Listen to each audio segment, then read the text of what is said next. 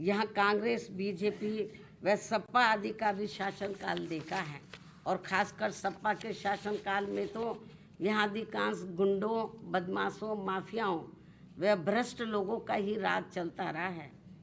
जिसमें इनके खुद के समाज को छोड़कर अधिकांश अन्य सभी वर्गों का शोषण होता रहा है।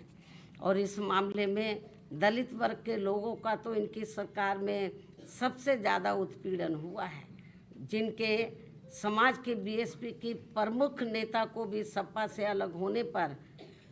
जब गठबंधन की सरकार थी तो सपा से अलग होने पर दिनांक 2 जून सन 1995 को यूपी के लखनऊ सरकारी गेस्ट हाउस में मेरे ठहरने के दौरान वहां सरकारी मशीनरी की मदद से सपा के कई हजार गुंडों व बदमाशों आदि ने जो उस दिन मेरे ऊपर जानलेवा हमला करने का पूरा प्रयास किया है, ये सब भी किसी से छिपा नहीं है। इसके अलावा दलित एवं अन्य पिछड़े वर्गों में जन्मे हमारे महान संतों, गुरुओं व महापुरुषों की भी इनकी सरकार में हर स्तर पर काफ़ी उपेक्षा की गई है। संसद में दलितों के पदोन्नति में आरक्षण से संबंधित लाए गए बिल को भी सपा के सांसदों द्वारा फाड़ दिया गया था। मान्यवर श्री कांशीराम जी के देहांत होने पर इनकी सरकार द्वारा इनके सम्मान में एक दिन का भी राजकीय शोक घोषित नहीं किया गया था। पिछड़े वर्गों का भी आरक्षण संबंधी ज़्यादातर लाभ इनकी सरकार में केवल इनका खुद का अपना समाज ही उठाता रहा है। मुस्लिम समाज भी ज़्यादातर उपेक्षित ही रहा है। यह है इनके पीडीए की असली पहचान। वहीं दूसरी तरफ बीएसपी की रही सरकार में हमने किसी भी वर्ग व धर्म के लोगों के साथ किसी भी मामले में कोई पक्षपात आदि नहीं होने दिया है और हमने पिछड़े वर्गों में इनके खुद के यादव समाज के हितों का भी पूरा ध्यान रखा है, आगे भी रखेंगे।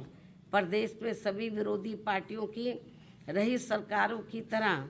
हमने बीएसपी की सरकार में कोई भी दंगा फसाद आदि नहीं होने दिया है। साथ ही प्रदेश के विकास को भी लेकर हमारी पार्टी की रही सरकार ने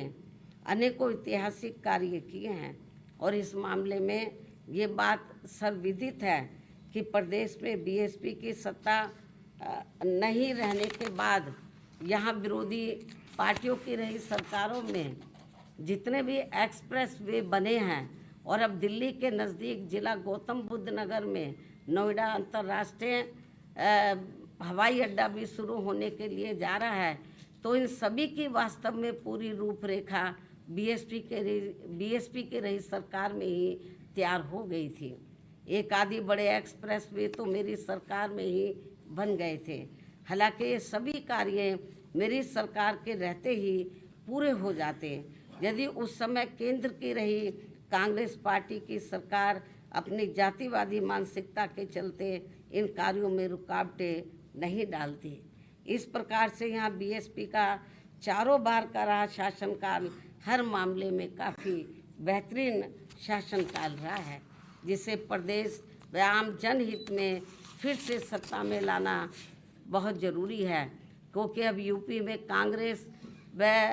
सपा की रही सरकार की तरह वर्तमान में बीजेपी की चल रही सरकार में भी यहाँ की आम जनता व विशेषकर दलित एवं अन्य उपेक्षित वर्गों के लोग हर स्तर पर काफ़ी ज़्यादा दुखी व परेशान हैं। इनके नेता लोग मौजूदा सरकार में अधिकांश अपने खुद के नफ़े नुकसान में ही लगे रहते हैं। इनका अपने समाज के नफ़े नुकसान से कोई लेना देना नहीं है, ऐसा इन वर्गों के लोगों का मानना है। अभी भी प्रदेश में कानून व्यवस्था सपा की रही सरकार की तरह काफ़ी बिगड़ी हुई है। सरकार को बिना पक्षपात के काफ़ी सख्ती करने की ज़रूरत है।